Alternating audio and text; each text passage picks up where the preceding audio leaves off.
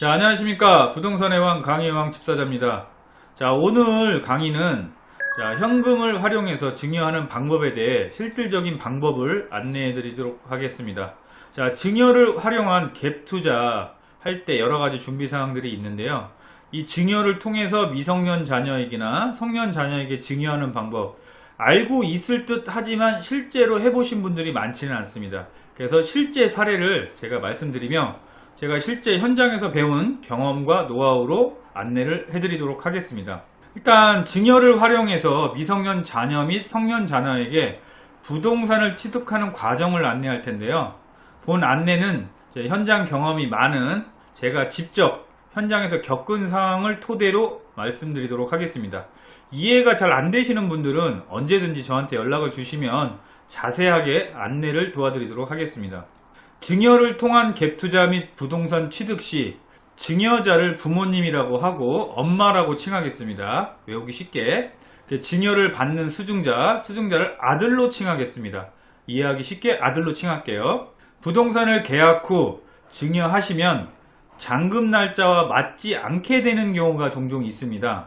부동산을 승계해야 하는 절차로 넘어가게 되는데 이때는 잔금 날짜가 맞지 않게 되면 증여세 신고를 못해서 부담부 증여라든지 부동산을 증여하게 되는 절차로 넘어가게 되면 실질적으로 서류가 굉장히 복잡해지는 과정을 겪을 수가 있는데요.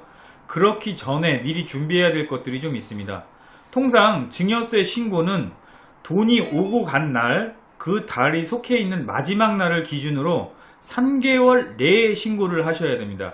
하지만 계약금은 엄마가 걸고 잔금 때는 아들 명의로 해주려고 했는데 잔금일이 3개월이 넘어버리는 경우가 있죠. 이럴 때는 증여세 신고를 못하게 돼서 좀 부동산을 넘겨주는 과정으로 가게 되면 이 부동산 취득의 과정 부분에 부동산을 넘겨주는 서류를 준비해야 되고 여러가지 각종 추가 서류가 굉장히 많아지게 됩니다.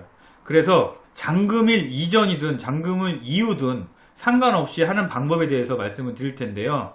이런 방법들을 자세하게 눈여겨보실 필요가 있습니다. 자, 우리나라는 미성년 자녀에게는 2천만원까지, 성년 자녀에게는 5천만원까지 무상으로 증여가 가능합니다. 쉽게 말하면 증여세가 안 나온다는 얘기인데요. 증여를 한 번 하시는 경우에는 증여세 신고를 안 해도 실질적으로 문제가 되지는 않습니다. 왜냐하면 증여세가 면제되는 구간에 증여를 했기 때문에 과태료가 나올 게 없겠죠. 하지만 증여세를 신고를 하는 것이 더 활용적으로 유리하다라고 말씀을 드릴 건데, 자, 기본적으로 증여는 10년 단위로 합산되기 때문에 먼저 증여를 해주시는 것이 굉장히 유리합니다. 2001년에 증여세 신고 2천만원을 해 놓으셨다고 가정을 한다면 2011년에 또다시 2천만원을 증여할 수 있게 해서 총 4천만원을 가지고 투자를 할 수 있게 되는 상황이 나오죠.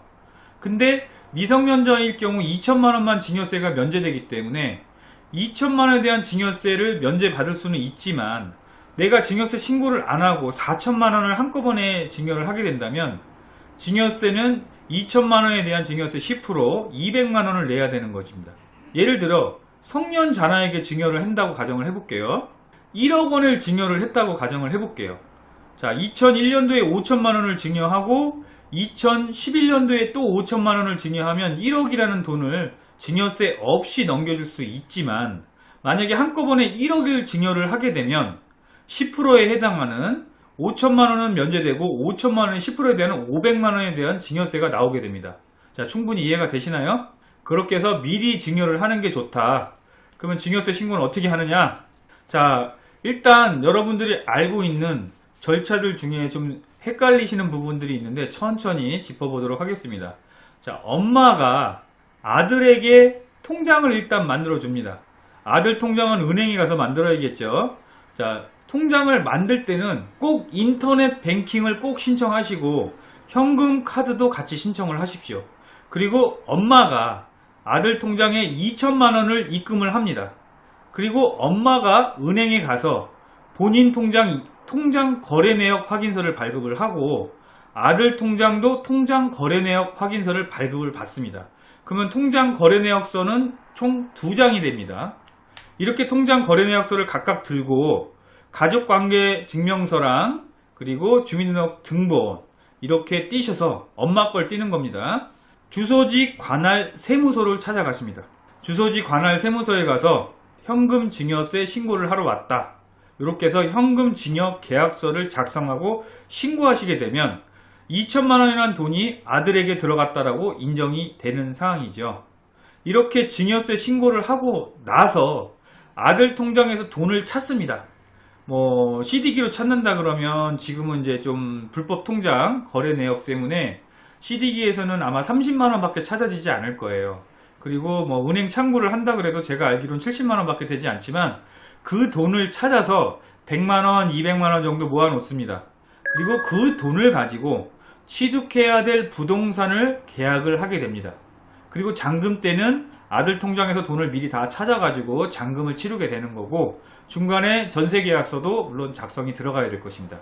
이렇게 해서 아들 돈으로 부동산을 취득하게 되면 증여세 신고를 따로 할 필요가 없기 때문에 굉장히 절차가 간소화된다는 것을 명심하십시오.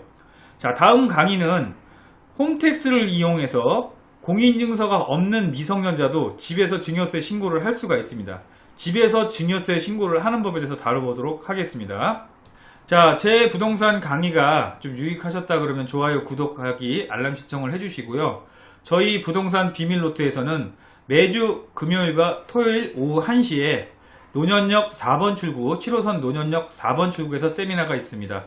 전화 접수 후에 오셔서 무료 상담을 받으실 수가 있고요. 처음 오신 분들에 한해서 저희가 1대1로 무료 상담을 도와드리도록 하겠습니다. 자, 다음 강의 때 또 뵙겠습니다. 안녕히 계십시오.